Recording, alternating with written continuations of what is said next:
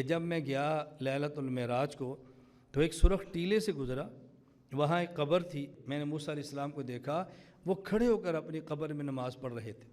نبی پاک نے فرمایا، اور یہ صحیح مسلم کی روایت ہے، وہ تو کھڑے ہو کے نماز پڑھ رہے تھے۔ اب اس کا پتہ جواب کیا دیتے ہیں؟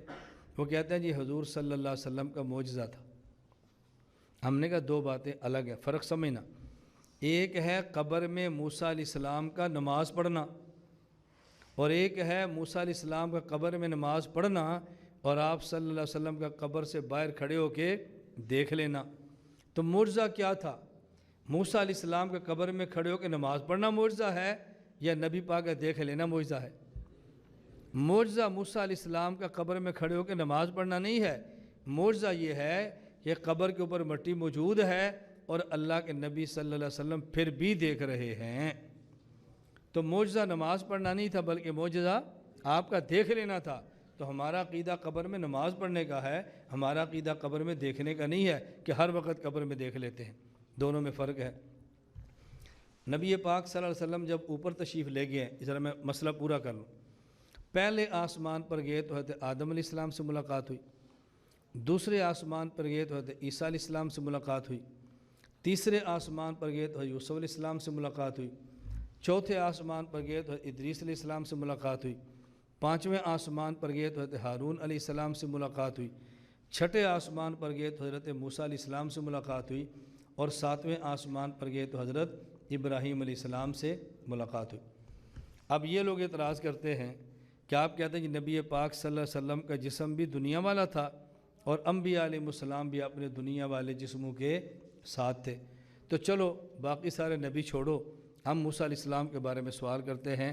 ادھر آپ کہتے ہو کہ موسیٰ علیہ السلام کو نبی کریم صلی اللہ علیہ وسلم نے قبر میں دیکھا نماز پڑھ رہے ہیں، ادھر آپ کہتے ہو بیت المقدس میں حضور کے پیچھے کھڑے ہو کے نماز پڑھ رہے ہیں، ادھر آپ کہتے ہو کہ موسیٰ علیہ السلام کے ساتھ چھٹے آسمان پہ حضور ملاقات فرما رہے ہیں۔ تو موسیٰ علیہ السلام کا ہاتھ ہے، ایک جگہ پر ہوں گے نا، تین جگہ پر تو نہیں ہوں گے۔ اس کا معنی ہے کہ ایک جگہ پر خود تھے اور دو جگہ پر جس پہ مثالی تھا۔ تو لوگ بڑی جلدی قائل ہوتے ہیں بات تو ٹھیک ہے، بات تو بڑی ٹھیک ہے، اور شبہات کو ڈالنے سے بندہ علامہ نہیں بنتا، شبہات کو ختم کرنے سے بندہ علامہ بنتا ہے۔ وہ میری گال سمجھ آئی تو انو؟ میں نے کہا بات سمجھو، میں آپ سے پوچھتا ہوں، آپ یہ سوال کریں، میں پوچھتا ہوں مجھے تو جواب نہیں ملتا، شاید آپ کو مل جائے۔ میں نے کہا جب حضور پاک صلی اللہ علیہ وسلم موسیٰ علیہ السلام کی قبر کے پاس تھے تو تمہارا سوال ہے کہ قبر میں کون تھا؟ ہم نے کہا موسیٰ علیہ السلام۔ ہمارا سوال ہے قبر سے باہر کون تھا؟ حضور اکرم صلی اللہ علیہ وسلم۔ بیت المقدس مسجد اقصیٰ گئے ہیں تو پیچھے کون تھے؟ موسیٰ علیہ السلام۔ اچھا ہمارا سوال ہے کہ مصلی پر کون تھے؟ نبی پاک صلی اللہ علیہ وسلم۔ ساتویں چھٹے آسمان پر گئے تو تمہارا سوال ہے جی یہ کون ہے؟ موسیٰ علیہ السلام۔ ہم نے کہا جو ملاقات کر رہے ہیں یہ کون ہے؟ کہا جی حضور اکرم صلی اللہ علیہ وسلم۔ اب تمہارا سوال یہ تھا کہ موسیٰ علیہ السلام ایک ہے تو تین جگہوں پہ کیسے؟ ہمارا سوال ہے کہ حضور ایک ہے تو تین جگہوں پہ کیسے؟ جو جواب آپ دو گے وہی جواب ہمارا ہوگا۔ وہ کہتے ہیں جی حضور پاک صلی اللہ علیہ وسلم پہلے قبر کے پاس تھے، پھر مسجد اقصیٰ میں تھے اور پھر چھٹے آسمان پر تھے۔ ہم نے کہا موسیٰ علیہ السلام پہلے قبر میں تھے، پھر مسجد اقصیٰ میں تھے، پھر چھٹے آسمان پہ تھے۔ وہ جی وہ کیسے؟ ہم نے کہا یہ کیسے؟ کہ یہ تو حضور کا معجزہ ہے۔ ہم نے کہا موسیٰ علیہ السلام کا معجزہ ہے۔ نبی دنیا سے چلا جائے، نبی کی شریعت منسوخ ہوتی ہے، نبی کی نبوت منسوخ نہیں ہوتی۔ نبی کی شریعت منسوخ ہوتی ہے، نبی کی نبوت منسوخ نہیں ہوتی۔ تو موسیٰ علیہ السلام جیسے یہاں نبی تھے، قبر کے اندر ہے تو وہاں بھی آپ نبی ہیں، وہاں کون سا وہ نبی نہیں ہے؟ نبوت وہاں بھی رہتی ہے۔ اس لیے کوئی اور بات ہے تو وہ بتاؤ جو بندے کو سمجھ تو آئے نا، اور جس کا جواب نہ بن پڑے۔ اب چلے ایک مسئلہ میں درمیان میں عرض کر دوں، پھر اہم بات ہے میں وہ بھی سمجھاتا ہوں۔ مجھے ایک شخص کہنے لگا، گجرانوالہ کی بات ہے، میں بیان کے لیے گیا نوشہرہ ورقہ، وہاں بیٹھا تھا تو تین چار اکٹھے ہو کے آ گئے۔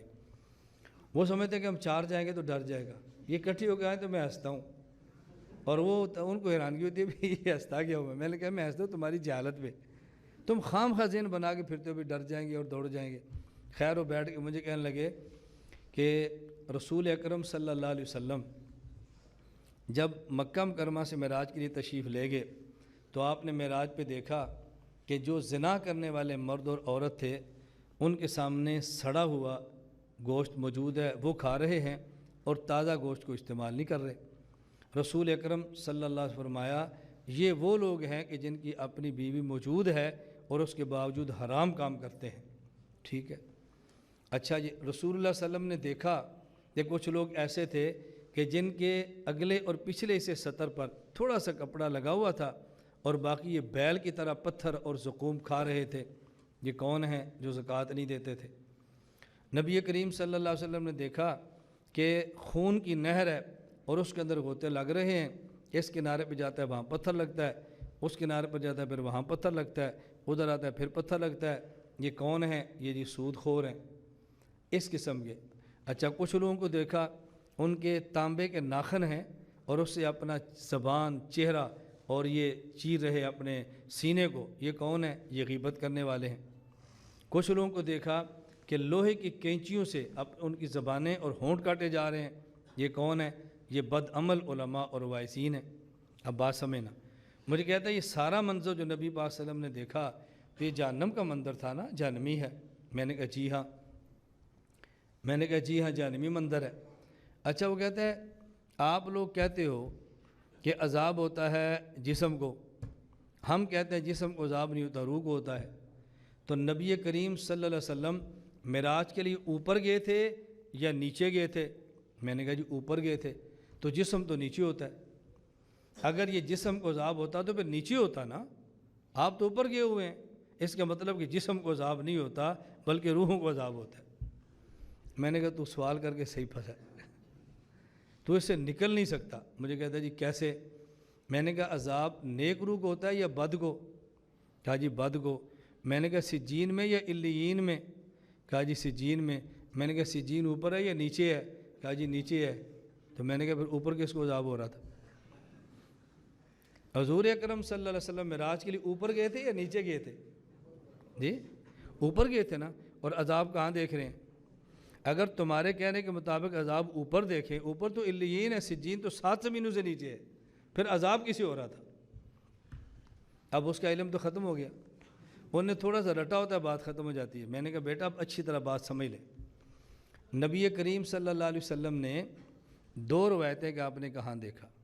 ایک روایت ہے کہ جب آپ مکہ مکرمہ سے مدینہ منورہ جا رہے تھے تو راستے میں دیکھا۔ یہ جو راستے میں دیکھا یہ سفر اوپر کا نہیں تھا، زمین کا تھا۔ تو اب زمین پہ دیکھا نا، اور جسم کہاں پر ہے؟ زمین پہ۔ اس کا معنی ہے کہ جسم میں عذاب ہو رہا ہے جو کہ جسم ہے، جسم کو ہو رہا ہے جو کہ زمین پر ہے۔